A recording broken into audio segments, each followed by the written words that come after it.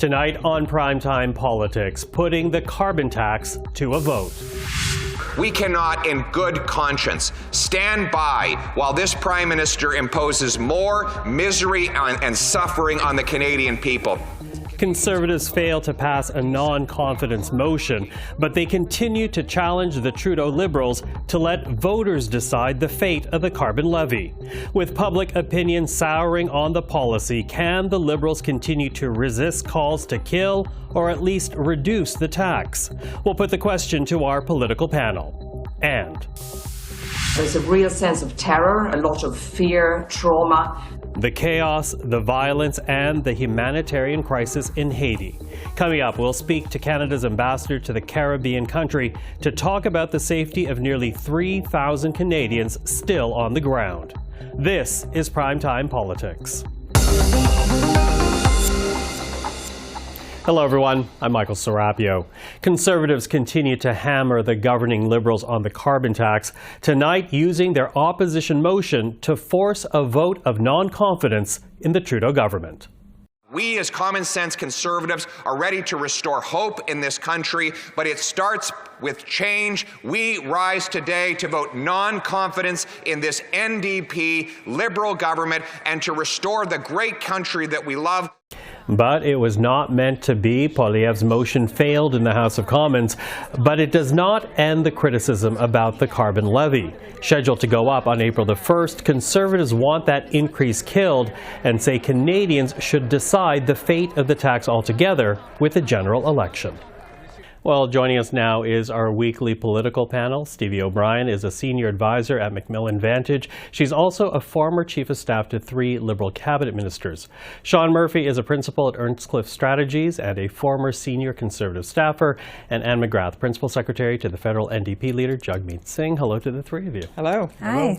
So listen, let's begin with this motion of non-confidence. It wasn't expected to pass, as we know, but what does it say about the vulnerability of the government's carbon policy? Because, Conservatives would not be hitting on this issue time and again, and if they didn't think it was actually getting traction. Well, I think partly it's getting traction because there was a big mistake made. I think that the carve-out of the home heating oil that was very clearly quite divisive and created a lot of problems from region to region kind of put a bit of a stake in this. It put a nail in it, and it highlighted some of the discontent around it. And I think the Conservatives are seizing on that. I do think, though, that the Conservatives are very vulnerable in that they have no plan, and they have not been able to, in any way, number one, indicate that they care even all that much about climate change, or that they have any solutions to, or a plan of how to deal with it. So I think it's got vulnerabilities on both sides. This is an opposition day motion. It is. They of course, people know that it's not going to pass, but it does highlight an area where people are feeling they can identify it as part of the crunch of affordability right now, and so there are concerns about the price going up on April 1st, and it's a very, very hard policy to communicate because the rebate issue. It just doesn't fly. People don't believe that they are benefiting in any way economically from this, and so I think at a period of time when people are feeling so under the gun when it comes to prices and so forth, it's an easy one to go after. Yeah, easy to go after. In part because when you speak to Liberals, they say, well, the issue is not the carbon tax. The issue is inflation. I don't know if that really sells to the average Canadian. How vulnerable is the policy right now, Stevie? I don't think the vulnerability lies in the policy. The Prime Minister said, it's true, we've run and won 3 elections on carbon pricing and climate change. So no fears that the next election is going to be run on the same thing. I think the vulnerability is really about the communication strategy around it. And I agree with Anne. It hasn't been, people are seeing it as a tax. They are not fully appreciating how the rebate piece works, that 80%... Which is the rebrand. Well, it's. I would say it wasn't even a rebrand. They should have been, this was always part of the package, and it just didn't get communicated in a way where people understood how it worked and how it was going to benefit them. And I think they need to double down on that, and it's going to be difficult. Poilievre has done a really good job with catchy slogans like "Axe the Tax" and really tapping into that affordability concerns and personal finance stress of most Canadians. Sean, do you think a communications challenge or vulnerable? Well, I don't think it's a communications challenge because it's. I don't know how you possibly could tell people who are having that sticker shock when they're shopping and when they're gassing up their cars that they're better off at the end of the month. You can tell them that the rebates are coming, but the numbers don't lie. And the parliamentary budget officer even mentioned it this week at the committee, saying that on balance, on average, most people are worse off at the end of the month. So this is clearly an affordability issue, and the carbon tax has a big piece to play in that. And it going up in 10 days by 23%, people are taking notice. And this motion, in particular, obviously there have been many on the carbon tax. This is an opportunity. Well, not an opportunity, but this is going to further tie the NDP to the Liberals in terms of affordability issues and this tax in particular. Okay, which I'll get you to respond to in a second. But I wanted to pick up on Anne's point though, because despite the slogans of axing the tax, there's still the big question: what would Conservatives do? How can they keep hitting on this issue if they're not actually offering an alternative? Mm-hmm. Yeah, well, it's for the last 8 years. It almost seems like there's been a tunnel vision in media, and not you, Michael, but in Ottawa and in this country, thinking that carbon tax was the only way to reduce emissions in Canada. Whereas you look around the world, and it's not necessarily the case. Certainly to our south, President Biden doesn't think he needs a carbon tax. Now, what Poilievre has said in the past, and I suppose we'll see a lot more of that as time gets as we get closer to a federal election. But they have talked about small modular reactors, wind power, tidal power, hydrogen investments, and that's the kind of thing that they will be focusing on, I suspect. But they'll also be looking at ways to speed those kinds of processes up by reforming or eliminating the way that those projects are evaluated in the Impact Assessment Act. And what would you say to that? Well, first of all, I would say I find it ironic in a way because a consumer carbon price is actually a conservative idea. I mean, it was Conservatives that proposed this. It's Conservatives that have been the biggest champions of it. So this is a bit of a shift in many ways. So it is a Conservative policy proposal. That's where it came from. I do agree that it should not be seen as the only thing in climate, doing something about the climate. And I think that the other things, like for instance, some of the things that Sean just mentioned, I think are important, but also going after some of the biggest polluters, which are industrial polluters, big oil companies, big gas companies. And I think that will also create issues for, I would say, both the Liberals and the Conservatives, who are much more tied to those big industrial polluter companies. And we've been calling for things like getting rid of the subsidies, the fossil fuel subsidies, and climate change plans that are kind of comprehensive, include caps on emissions and ending fossil fuel subsidies and making the big polluters pay. Mm-hmm. Stevie? Well, I think before the Conservatives can put out a credible climate policy, they probably need to get some sort of consensus amongst their own caucus that climate change is real. That would probably be a helpful first step. But beyond that, I agree that we need multiple tools in the box to fight climate change. The carbon pricing system is just one of the tools. It alone is insufficient, but it is part of the broader attack. If with everything together, all of the ambitious policies that the government's pursuing, if they were all done, we can hit our targets, and that's pretty remarkable. If we pull back from any one of the strategies that's been put forward, we won't hit our 2030 targets.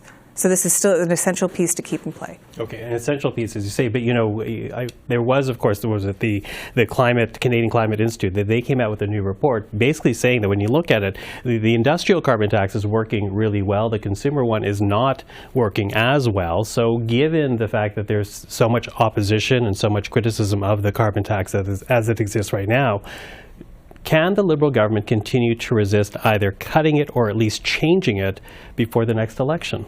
I think there's going to be an immense amount of pressure on a pause, but we've seen the Prime Minister sort of double down on it, and I don't think he can back away from his stance at this point.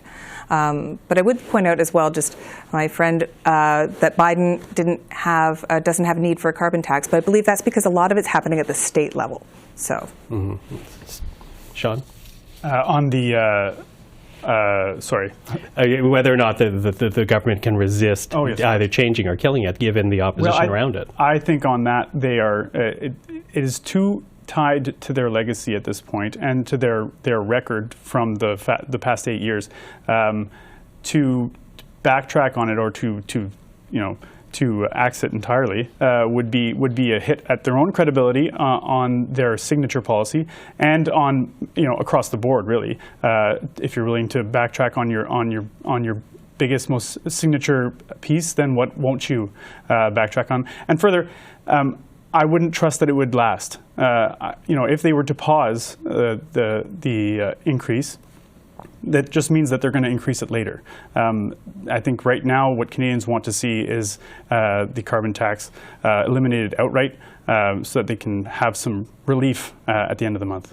Okay. Can I just mention also that when they did the home heating oil thing, that was backing off their signature climate policy, and it backfired. It did not get them any of the benefits that they thought that it was going to get them, and it opened the door to some of the debate that's happening right now. So then, so backing off, they've already done it, and it's already caused them a lot of pain. So basically they have to keep the course. I think they have to keep the course, but they have a hard time with it because of that carve-out. Yeah. It will be helpful if inflation keeps going down and we see food prices dropping like we did earlier this week, which might suggest that food prices and affordability issues are not tied to carbon pricing. But it'll be helpful if the economy turns around for sure to continue with the policy. Okay, quickly, if you want one more word. Oh, I would just say, look, it's one thing for things to appear to be going down, but they are certainly going up, or the tax is certainly going up in 9 days, and so we'll see what the effect of that is. Okay, Stevie, Sean, Anne, thank you very much. Thank you. Thank you. To St. Patrick's Basilica in Montreal now, where the body of former Prime Minister Brian Mulroney arrived earlier today.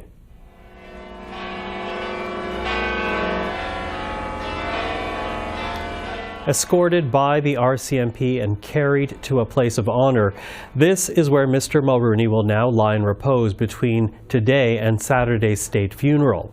A group of sentinels will guard the casket as dignitaries and members of the public come to pay their respects and to sign the official book of condolences. Among the first to attend today, former Quebec Premier and former Mulroney Cabinet Minister Jean Charest, who will deliver one of the eulogies at Mr. Mulroney's funeral on Saturday. Also paying his respects this morning, former Quebec Premier and the founding leader of the Bloc Québécois, Lucien Bouchard. A longtime friend of Mr. Mulroney, the two fell out for decades over Bouchard's decision to leave the Mulroney government and sit with a coalition of Quebec MPs that would become the Bloc. But the two did recently reconcile. Of course, it's a very emotional moment when you turn a page. History, of course. There's a chapter of history of Canada and Quebec which is now closed. And personally, of course, it's a very intense remembrance of our years of youth. Because our friendship goes back to those years when we were 20. 20 is a great age, to be. Yeah. It's sad. At the same time, I think that someone like Brian Mulroney leaves behind him hope for young people who live a lot of anxiety now because of the situation, great situation, and great challenges for them, great opening, but at the same time it's very tough competition and everything. So they just let them think about Brian Mulroney, a young guy from Bécomo, coming to Quebec, almost not speaking French, and becoming what he became. Start from nothing, start from scratch. And everything rests on his talent, on his love of people, and it starts with people. And so people of today, young people, should remember that. The official ceremonies honoring the late Prime Minister will continue tomorrow. Public visitations at St. Patrick's Basilica will start again Friday at 10 a.m. And then on Saturday, the funeral cortege will make its way from St. Patrick's to Montreal's Notre Dame Basilica. And this is where Mr. Mulrooney's state funeral will take place. Now, CPAC will continue to bring you full coverage for the remainder of this week. And on Saturday, we will broadcast the state funeral right here on our channel and online at cpac.ca.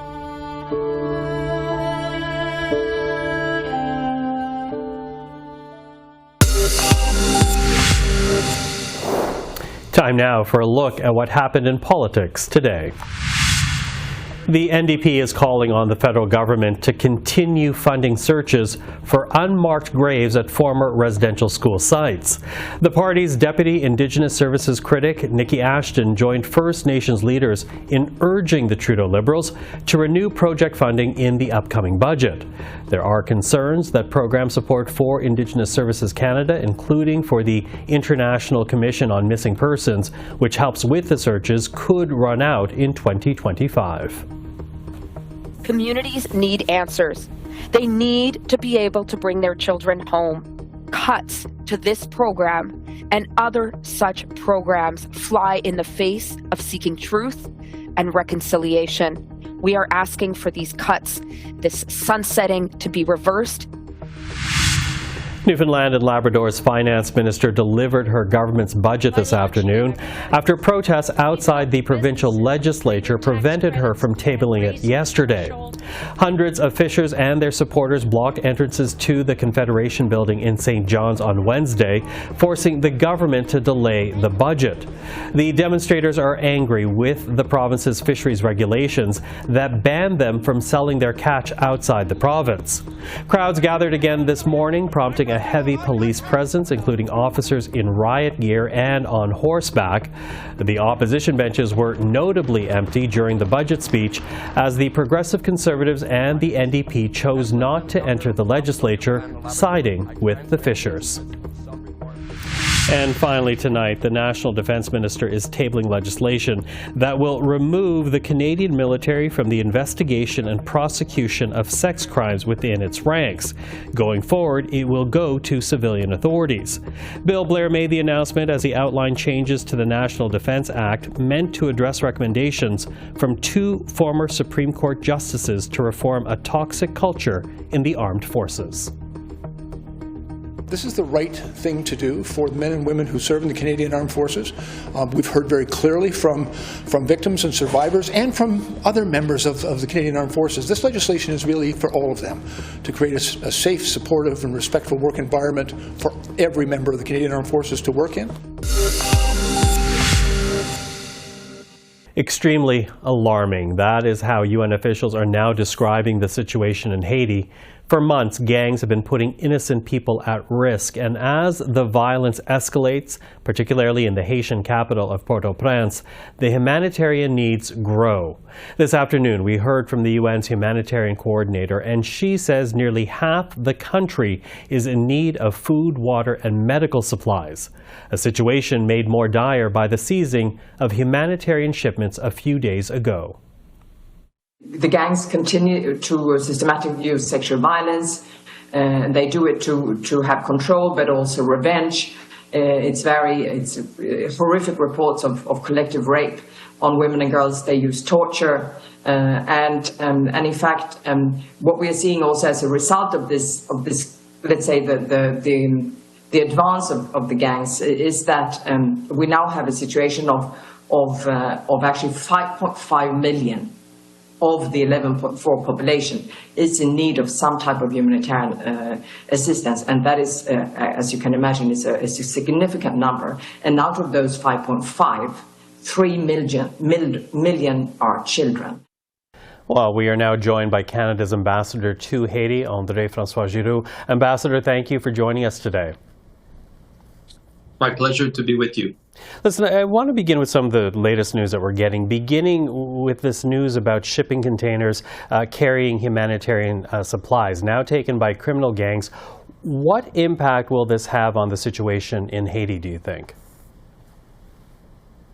Well, the gangs have gained control of many parts of Port-au-Prince. The police doing a wonderful job in the circumstances. But what we have been seeing and what we will see is incidents like the one you just described. So unfortunately, this is not new and it's not going to be over either. But I can assure you that there are definitely strong forces out there to make sure that overall humanitarian goods and services do manage to reach their targeted audience. Mm-hmm. And I guess the great concern here is the number of Haitians right now who are in great need of humanitarian supplies. How would you describe the situation right now in the country? You know, we get a sense of it through the pictures and the video that we're getting from Haiti, but from you on the ground, how would you describe the situation? Well, Haiti has been facing this political, security, and humanitarian crisis for quite a few years. Almost 50% of the population suffers from insecurity, food insecurity. So this is not new, unfortunately, and there has been wonderful efforts who have been going on for months, for years. What we've seen recently is an increase of gang violence and gang coordinating themselves to try to seize power. In parallel, that has really triggered the stakeholders, political, civil society, business community to come together and really fill the void. And this is, in my view, very good news. So a week ago, under the leadership of the CARICOM, the Caribbean community, what we've seen is the framework for a transitional government that would lead Haiti towards election, which wasn't possible before, and now is, in our view, a very positive development. So political crisis is being resolved right now. It is necessary to help with the other two crises, which is security and humanitarian. So, you know, it is tremendous, the work that needs to happen, but I would say we should definitely celebrate every little win and hope for the best. Yeah, every little win, as you say, although, you know, I think we have to note the fact that the top gang leader in Haiti is Jimmy Barbecue Cherizier, and he's already threatening families of political leaders who actually would support a transition council for Haiti. What does that tell you about the challenges that still lie ahead? Well, it's true that this transitional council is going to face a lot of resistance from the gangs because for them it's threatening. It's threatening. Their business model is drug trafficking, human trafficking, kidnapping, and so on and so forth. So the fact that these political forces are coming together to pave the way towards constitutional order, to pave the way towards election, and also welcome the multinational security force is really not good news for the gang. So we will see a lot of those threats going forward. We will see a lot of insecurity, unfortunately. But you know, it is what it is. I do believe that the political forces are taking the steps to make sure that we are well placed to welcome that multinational security force and eventually turn the corner down the road. But in the meantime, right now, again, it is that violence on the ground. There are, and this is to my understanding, some nearly 3,000 registered Canadians in Haiti. Are there any plans to evacuate those Canadians out of country? Well, it is part of my role, and with the assistance of Ottawa, to be ready for any eventuality. But you have to keep in mind that our travel advisory has been saying for the last 2 years, don't come to Haiti. If you are here, leave the country. So the reality is that those Canadians that are here came here with open eyes, are very well prepared, like we are, like I am, and shelter in place, have water, food, medicine, avoid unnecessary transportation or movement, and wait for the storm to pass. It's unfortunate. It's a little uncomfortable, but the reality is that right now options for assisted departure are very limited, considering the fact that the airport isn't secure. What is the criteria? At what point would you consider an emergency evacuation of Canadian nationals? Oh, the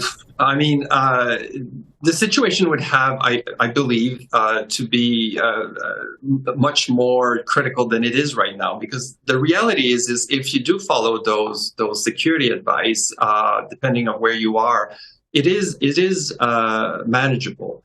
So, but as I said, we are getting ready for every eventuality. We are talking to our allies, because it's not just Canadians, it's other nationals that may wish to depart at one point. So we are making sure that we are well coordinated and ready.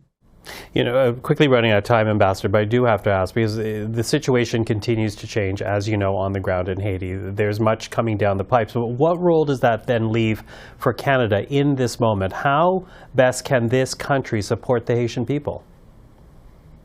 Well, a lot of our activities over the past few years, and definitely in recent months, have been to really help the PNH, the National Police, Haitian Police, to rebuild itself. So our programs are continuing. We have been investing $100 million in equipment for the police, training and technical advice. We are mobilizing the international community, donor community, to make sure that we're well coordinated and we're really answering the needs of the police, prioritizing what's really required. And in addition to that, we've just announced $80 million to support the multinational security force. So we are everywhere. We are intervening, acting at every level. And those efforts are taking place right now and will carry on in the future. Ambassador Giroux, do take care of yourself. Thank you very much for the time today. My pleasure. Thank you. And, of course, we'll continue to track the story. That is our program for this Thursday. I'm Michael Serapio. For everyone here at CPAC, thank you for watching. Primetime Politics will be back tomorrow, but up next, Estée Bégin avec l'essentiel.